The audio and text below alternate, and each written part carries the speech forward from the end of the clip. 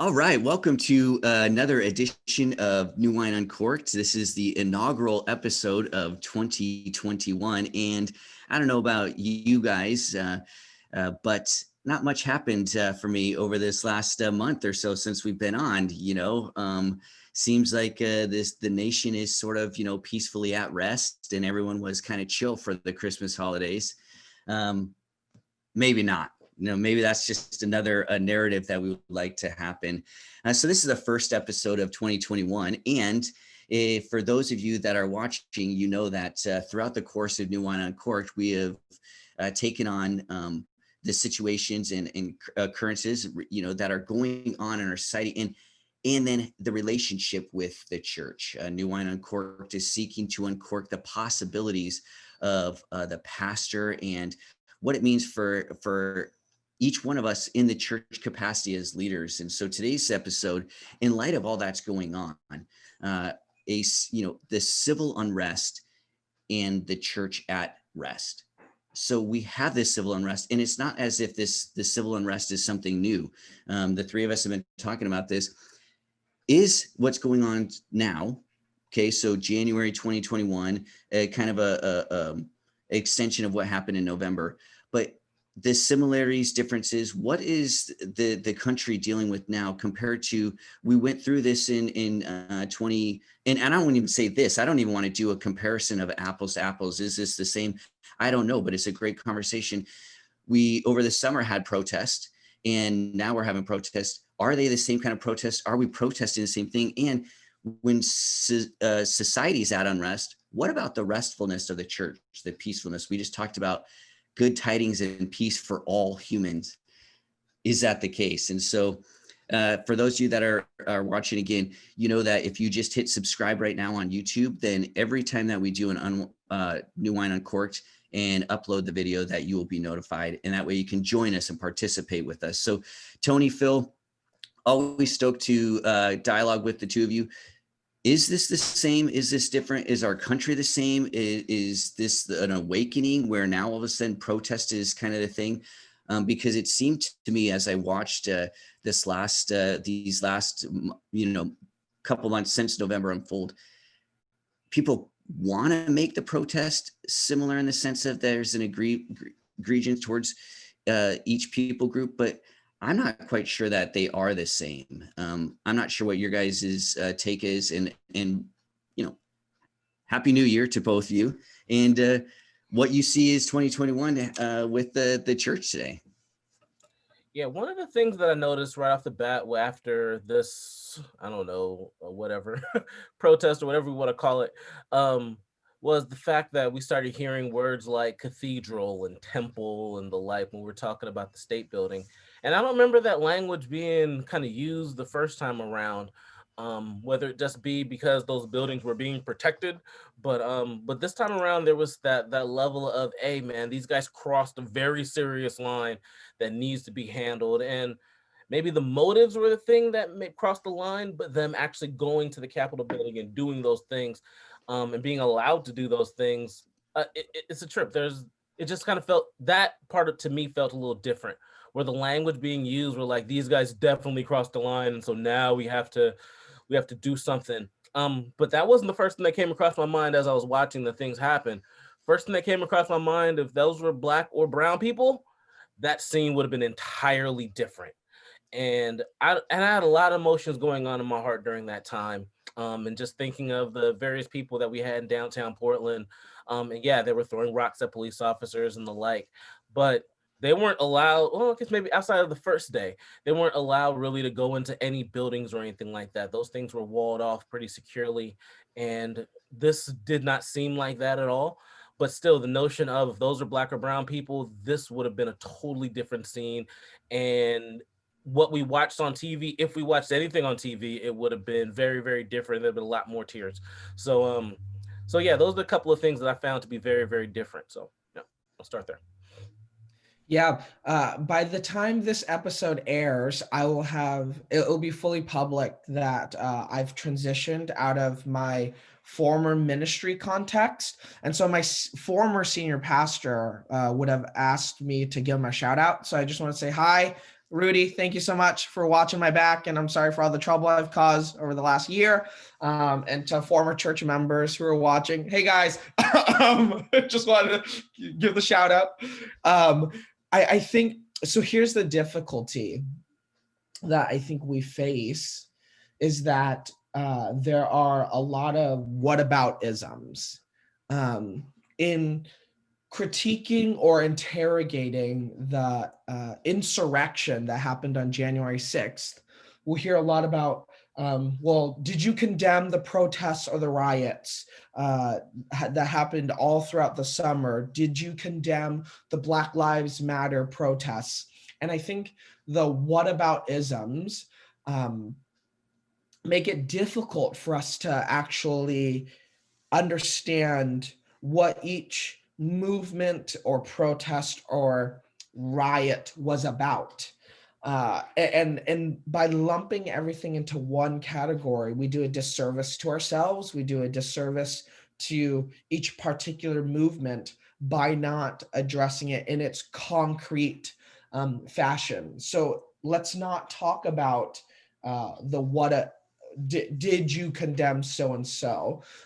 I think where I'm sitting today, above my desk, I have framed the Barman Declaration, the statement released by Barr and other theologians during World War II condemning the German church. And I think for us, where we sit today as American Christians, we find ourselves in the middle of contending Christianities. We have a Christianity that supports the treasonous insurrection movement that took place on January 6th. And then we have another Christianity that condemns that movement. I think to say that both Christianities are the same or even belonging to one faith would be bad scholarship. It would be bad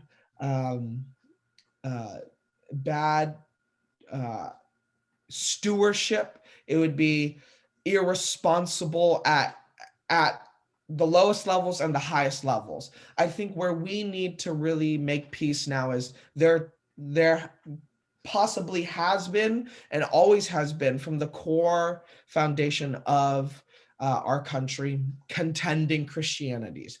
We've had a Christianity that has supported and given credence to slavery, while we've had a Christianity that's been a liberative faith for Black and brown bodies. And I think today that's where we sit. So when we talk about, well, as a Christian, did you condemn the Black Lives Matter movement? I think that's one Christianity. And then I think there's another Christianity that says, well, do you support the treason and insurrectionist movement of January 6th?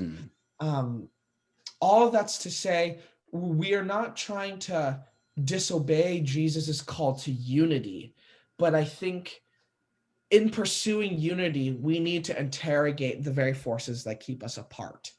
And if we are saying that the insurrection that took place, the domestic terrorism that took place on January 6th is a misunderstanding, we are not pursuing unity, but we are pursuing enablement of abuse at the highest level. And so that's where I'm sitting as far as viewing whether or not that's civil or I do not believe that saying January 6th, that event of storming the Capitol and labeling that as civil unrest is doing that event justice, because I think that's minimizing what actually took place. When we throw those terminologies around, we confuse the very movements that we're talking about. So sorry, go on, Phil. You're muted. I am muted, my bad. A couple of things though, in light of what you said, Tony. Thinking over the summer, I remember when we had our first riots going on in Portland. I remember looking at that thinking there were people that were actually responding to civil unrest, and there were people that wanted to just burn things and make a ruckus and break windows and the like. And I think we saw that in the video that was captured. And I wonder how much of that is playing out here too. Now I know what caught what led with the inception of them going to do it. You know, there's a big rally that was planned, and then from that rally, they seemed to be directed by someone very important to go do these things. And there doesn't seem to be that at the onset, maybe, but from the summer. But this time around, I'm wondering if the same thing is at play, where there were some people that were there that, you know, yeah, man, there's some things they disagreed with about an election and those kind of things, and a leader that they liked for whatever reason. But there were some people that did want to go and actually destroy things and wanted to do more sinister, intentionally sinister things. So that being said, I'm wondering, between the two kind of frames that you gave, there's always that sense of the correct and then the incorrect religion. Within those two frames, there's always a bunch of serious, just different groups within those groups. And so I think it's kind of dangerous to say, hey, there's this side and this side to it. But within those groups, there's always a lot of critique. There's a lot of conversation to be had, and a lot of people within those groups that are ashamed to be a part of that group, all because they're like, hey, there's some more noble things that we can actually look to here. So with that, there is that going on within the church too. So I think we have lots of people still wanting to know, and this is a thing that I've been saying for the past little bit: will my pastor, leader, people in my church, or just fellow believers at least be honest about what they're seeing? You know, is what I'm hearing from them actually their honest opinion, or Yeah. are they kowtowing to one side or the other, or just doing the whataboutism kind of thing? But that's the thing. Will people be honest about what they're seeing here? So go ahead, Matt. Yeah. And I think that's the honesty, man, because so what I saw in so much wanting to condemn, because I have to admit, as I was watching the Capitol, I heard all the what ifs. If this were brown and black men specifically, would there have been an eruption of violence from the police force against them? Would there have been the guard brought in, and I, the way I parent, I tell my kids, we don't live in what if world. The problem with this situation though, and I fully understand what you're saying, Phil, because the what if here has been answered historically. We know what will happen when a group of protesters have a tint of brown to them compared to a group of protesters who have a tint of white to them. We know what happens. We've seen it historically when the protesting group, and what are they protesting? See, that's my thing, is this where I draw the line is, okay, the one group is protesting people, the treatment of people, like relationality. The other group is protesting a thing, a vote. Okay. And what is really the protest for freedom? Some would say, oh, they're marching on the Capitol because their freedoms are being taken away. The fact is that is what happened during the election is the most freeing of all. We had freedom to go and make a decision. What happened over the summer was the antithesis of freedom. And so when people try to draw the connections of, oh, well, this is a legitimate protest in the Capitol compared to this is not a legitimate protest in the streets of Minnesota. And so, because let's be honest, I agree with you, Phil, honesty has to happen. There was destruction over this summer, because there was a couple of police buildings, and I wasn't for that. Okay. I'm not a big fan of any one of us if we protest to destroy things. What struck me, to be honest with you, is where were all the people decrying the pulling down of statues, of monuments, those folks that had the loudest voice over the summer saying, and even since, we need to pull these statues down. These are okay. And so those folks, the people that were yelling for the statues to come down, were they for then the protest here? And the people that were yelling against the statues, do not destroy the statues, that's their, well, were they okay with then the destruction of the Capitol, which seems to be the ultimate statue, right, of this democracy? And with you, Phil, the language, I was actually taken back when Nancy Pelosi got up there and started pontificating on the desecration of the temple. And I'm like, wow, that's a big fate, especially from a group of people who want a separation of church and state. And I think this is where, and yet my question was, Phil and Tony, what church leader has made space in culture today in the public market to even be able to speak into this situation, to go, Nancy, you invoked religious language that is absolutely calling the destruction of it. When was the language used again of the destruction of the temple? Like, this is evocative, profound, weighted language. And yet what church member can raise their hand and say, Nancy, like, weeks before this, you were defiant when you wanted to have a meeting, a celebration of your new, Congress people amid COVID.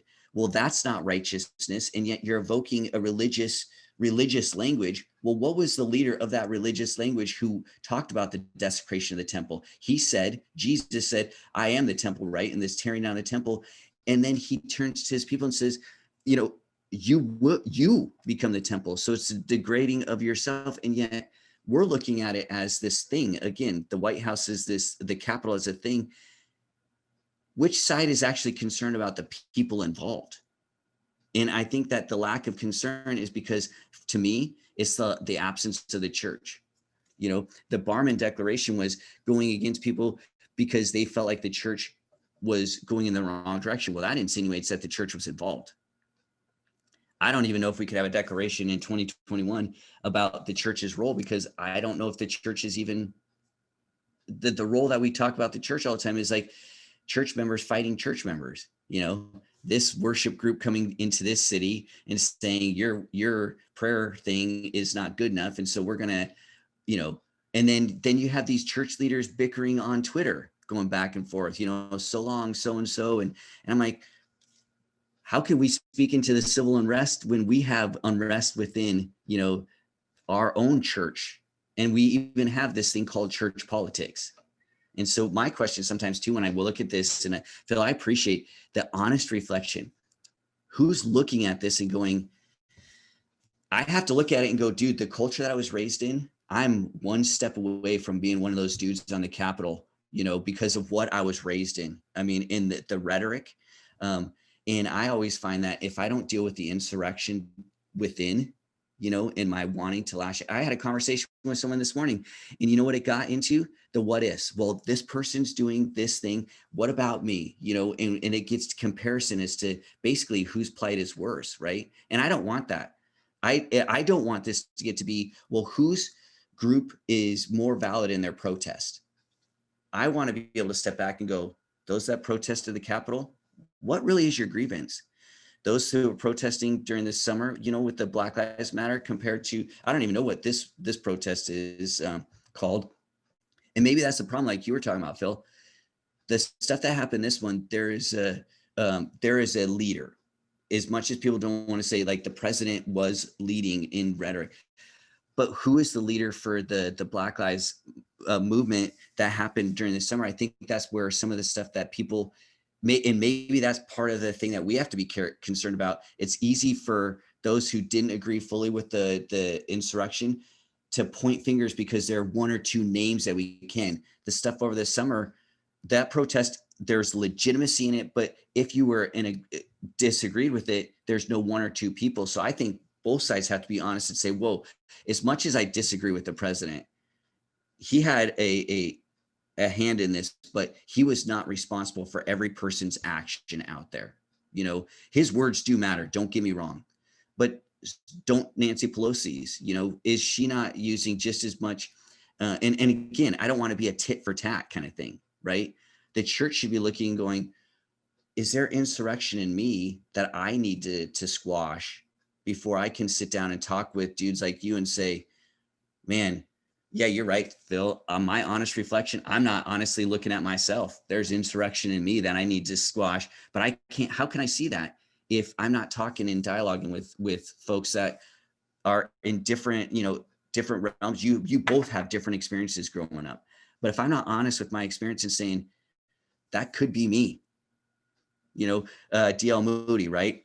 But for the grace of God, go I, the beggar in the street. Well, I could be one of those guys storming the Capitol. Don't give me and I realize that the culture that I've been raised up in and the culture that each one of us has been raised up in, it wants us to mold to something. And I think that's what we're seeing is the church though leading us to break out of this societal mold of who we're supposed to be. And that's where if nothing else, are these protests telling us there's something within the human that needs to break free of this tyranny of what?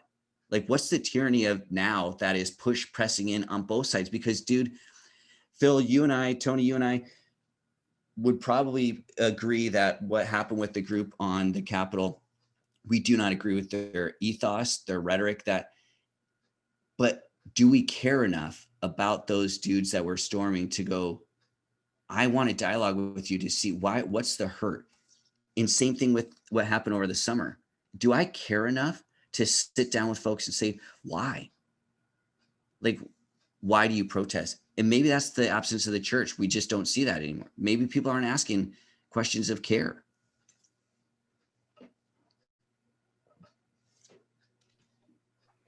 Definitely with you there, Matt. A lot you said, man. So where is the church does become a question. There was a day and age where the church did have a voice to speak to these kind of things, but very often now, and this is part of how I describe it, I think that humanity, we only know, I don't even know humanity, but at least Americans, we only know how to worship one way. We make things sacred, we make people sacred, we make songs sacred. You cross any of those things and we're against you. And so I'm wondering, that's kind of the place going on here where hey man, don't say anything wrong ever about Abraham Lincoln. Don't say anything wrong ever about Martin Luther King, although, everyone hated him when he was still here, right? But we make those places sacred, and then you cross them and we're like, now you crossed the line and we're angry, all the way until it's us with the ones that have the differing opinion. So just the example you brought up was great, where you're like, okay, pull down statues over the summer, pull down statues, all these monuments, and people are screaming, don't pull down the statues. And then we have that similar group, at least similar side, now saying, we're going to destroy this building. Wait, what happened to the monuments over the summer, and vice versa? So just that kind of idea, and just honestly saying, wait, what am I actually for? Now, I'm a weirdo in the sense that if you're going to go and riot and you're going to go and protest, make a ruckus. You want to make some noise, go and make some noise. I got no problem with that, right? But are there righteous? Yeah, I understand it. I don't, and not every time I'm gonna agree with it, but I understand. But if the president wanted to get a rally group of people and only 12 people showed up, all right, that'd been something else. But the fact that the number of people showed up, they were given a permission to go in, seemingly given permission to go into a building and to do the things that they did. Man, there's so much going on. There's so much privilege going on there that is just so odd. But yeah, the notion that there are some similarities, there are some things here where we're like, okay, what am I actually mad at? Am I actually mad that it's Trump that said it? Because it's so easy for us to point at someone and say, this is the person we're angry at. And then look to this summer saying, well, who's the leaders? Who's leading this? When Medgar Evers was leading, it's easy to stop the movement when you know who the leader is. When Martin Luther King's leading the civil rights movement, it's easy to slow down the movement or confuse the movement when you take out the leader. Therefore, Black Lives Matter will be like, yo, why are we going to identify a single person? And so don't you think, though, that might be some of the other side's frustration is the diligence in leadership? What great leadership when you don't have a theoretical leader? It's a movement, And so I think from people in the predominant culture, that's threatening, obviously. I don't think that I know that that's threatening so there's such a huge push. And so I'm wondering if even some of the Capitol stuff is some of that, well, wait a minute, we're supposed to be organized and protesters, but the other side is better at this. And again, this goes, you want to talk about a cultural, psychological project. Think about, here we are in 2021. If what's true, which I do believe, that the way in which we have been raised up, this is why I think it's systemic, the way we've been raised up to think about the differences between white and black. So as you have a different skin tone, you're less than. So would you not think that then a group of people who have white skin, who see a whole summer of people that they've been told that are less than them rising up, that they then wouldn't feel this threat, right? And so then you see this. So in order to deal with the rising up, I think we have to have that honest reflection, Phil, and say, hey, folks, this is why we talk about systemic evil. You want to say that there's not racism. You want to say that there's, maybe it's less now than there was, but the point is we have years of this building up and us being told this is, and that's where I see the absence of the church glaring. Because if anyone looks at someone and thinks that they are less than or more than simply based on intelligence, skin color, sexual preference, and that is a glaring truth that the church is not teaching the relational truth about our Imago Dei. So I hear I totally think the absence of the church. So is that really just the answer though to all this? Well, let me say one more thing, then Tony, I'm gonna let you roll. One more thing. When Black Lives Matter first started, and this is way Trayvon Martin and the like, Hillary Clinton's problem with them was, what do you want? Who's your leader? Yeah. What do you want? Who kept asking that? Well, we want these stories to stop. And we want you to care about these stories and respond to them at least. And yeah, maybe that was generic, maybe that was a little too, but that's the fact of the matter. Like, if this was you, you wouldn't have been Jacob Blake. You know what I'm saying? You wouldn't have been Breonna Taylor. We want you to admit that and respond to that in kind. Totally. Maybe there should be more demands, but that's the question. What do you want? Who's your leader? What happened back at the Capitol? You knew who your leader was. You knew what they wanted. But with these other moments from the summer, you can't necessarily say all that. But it's obvious. So go ahead, Tony. I'm sorry. No, I love it. I think so. Back to what I was saying about contending Christianities, I would say that on the one hand, yes, the church has been absent in this work of speaking the truth, speaking to the racial injustice that we see. But I would say I think that's in part because in the contending Christianities, there is a church in America or churches in America that benefit from racial inequality. Therefore, they choose not to say anything via the Southern Baptist Convention.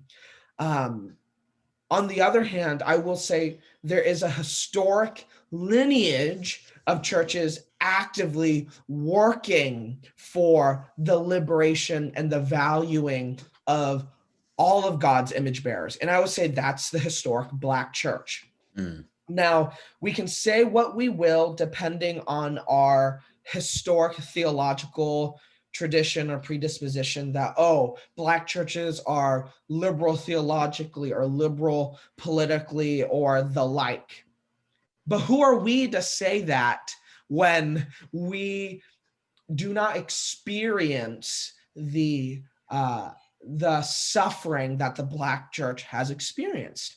And so I will say to Matt, your point, yeah, I agree. Like, the church is absent in these conversations, but I think it's a particular Christianity and a particular church that is absent. Whereas the Black church has been here since day one. The Black church has been birthed in the belly of those slave ships. The Black church has been birthed in the womb of Mary, just as Christ was birthed in the womb of Mary. Like, the Black church has been there. When we think about our hymns, it's from the lips of enslaved Africans that the hymns of the American church are birthed. The very ships that white Christians stood upon their decks and wrote great hymns are also the very ships that brought over Black bodies to the United States. So as much as we can say the church has been absent, we can also say a church has been present and faithful all throughout the history of this nation. And then I think to the other point, it's, yes, do we hold room for compassion and grace for brothers and sisters who may have attended the insurrection last week? I think I struggle with that because we continue to center the conversation around people who experience great privilege. And what I see is we have, not only do we have contending Christianities, we have contending realities. And at some point, we can no longer stay at the table. At some point, some people are living in fantasy and some people are not. Some people are living in reality. And so, in the name of compassion, in the name of dialogue, how long will we continue to enable and empower bad behavior and enable and empower delusions? This isn't to say we don't have compassion, but maybe the compassionate thing is to no longer center and prioritize delusionment. Like uh, we have brothers and sisters. I don't even know if brothers and sisters is even the correct term. We have people who self-identify as followers of Jesus, who are willing to hold signs that say Jesus lives, but they're also willing to erect gallows and nooses saying, let's go hang Pelosi, let's go hang Pence in the name of Jesus saves. I don't know how we create space at the table for those people while also saying we need to create space for Black brothers and sisters who continually lose father, mothers, brothers and sisters, aunt and uncles, sons and daughters. How do we hold space at the table for those two realities? I understand we can theologize and say, well, Jesus' death, blood, and resurrection covers all and creates space. But there's one side that would have hung Jesus, and there's one side that dies with Jesus. And so I am hard pressed as a pastor. Yes, I want to serve well, and I want to disciple well, and I want to create space for all people to encounter Jesus's salvific work. But I think on the other end, it's how long will I continue to prioritize a voice that is not grounded or rooted in reality at all over the voice of a suffering, no longer a suffering minority, but a growing suffering majority. I understand that our white brothers and sisters are suffering. I say welcome to the party, because Black and brown brothers and sisters have been suffering for forever. And so this is the crossroads I find myself in. Yes, how do I walk alongside brothers and sisters who feel like they're losing their privilege, who feel like they're being persecuted, while also not prioritizing their suffering over the suffering of Black and brown brothers and sisters who continually have been abused by the church and told that their reality is not real. It's a war of realities. It's a war of ideologies. It's a war of facts, and everything continually, at the end of the day, it feels that no matter how much statistics and studies that are available, one side will always be able to say, but what about my experience? And try to discredit the other. And so I have great sympathy for what you, Matt, and Phil are saying about, yes, we need to create space for our brothers and sisters who feel otherwise, or who may stand on the opposite spectrum as we stand. But on the other end, I wonder, how much longer will we continue to enable bad behavior? How much longer will we continue to prioritize white voices over Black voices and brown voices? And And I've been accused of saying, Tony, that's reverse racism. You are now persecuting or being prejudicial towards white voices. And I'm like, man, I hear ya. I don't think reverse racism is real, though. I think loss of privilege feels like persecution. Yeah, So, yeah. yeah, I was gonna say the same thing, Tony. Like, press back a little bit in the sense of I don't want to get to a dualistic perspective where it is, it is either this, you are suffering and you have legitimate suffering, and no, this isn't, or this is righteous protest. And I don't think that's not what you're doing, but it's a thing I have to be careful of. If one side's right, one side's wrong. Like the fact that I'm labeling one side, right? I'm categorizing, I'm making it a dualistic reality, and it's much more complex. And so that's where I press in. I agree with you, Tony. Like, I think one, and again, lack of better terms, right? Description, one side does have more suffering, but it's not like, I don't ever want to use then the comparison of, well, but this suffering is more valid than this suffering. Okay. And I don't think that's what you're saying, but I do hear, and dude, I didn't even think about this. This is that both of you have said the church is present. It's just not the church that we're used to being, the predominant white church. And so that I was like, holy crap, you're right. Like no, there are people that are involved. And I actually, partner with we partner with folks, that are involved. The church is trying to, but you're right.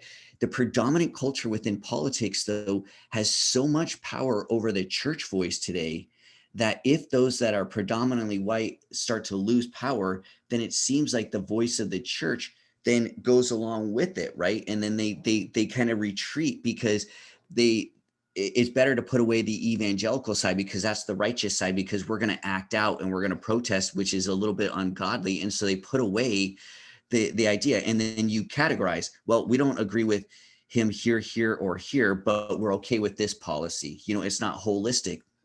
And so you see the predominant culture, i.e. the white culture, has their white churches. You're absolutely right. There's an absence of that. And yet there's not an absence of churches that have been predominantly within their congregation, black and brown, because they've always been trying to do this. The difference is now is a couple are finally getting the ability to speak. It's not like, and so we talk about this at New Wine, the white culture in the church is not meant to empower, nor are they meant to give a voice to anyone. The fact is that the black and the brown churches have a voice and they have the power. It's the moving aside. It's the reorienting, right? We're not trying to recreate a new church. The church is here. So that point, your point of honesty, Phil, and your point of the church is here, Tony, I think those things are like, where is the honest Christian today? And the reflection of, gosh, the church is here. Am I willing to let go of my preconceived notions of what a Christian is and what this American Christian, I put it in quotation marks because I'm not quite sure, it would be a heavy debate to see if we are legitimately could label ourselves as a Christian nation. There are Christians in this nation. And, the question is, are those Christians of all creeds, of all colors, of all orientations, are they going to see the unifying truth of Jesus first? Do I see that? So where does the church find itself? So I think and this is what we're going to continue to press into for New Wine Uncorked as 2021 comes about, this idea of, while there's civil unrest, what is the rest or the peace that the church has to offer?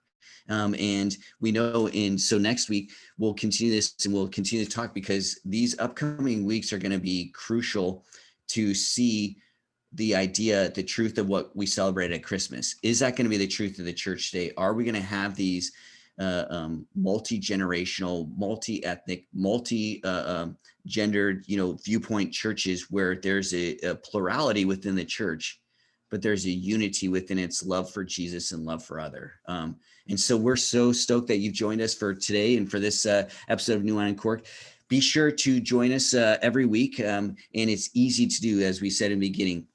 You just hit subscribe right there on the YouTube page and you'll be subscribed to New Wine.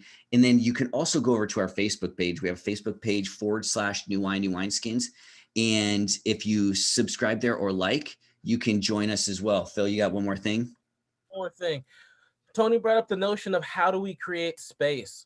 I want to hear your thoughts. What do you think about how we create space when we're so separated as we are? So I want to hear your thoughts in the comments.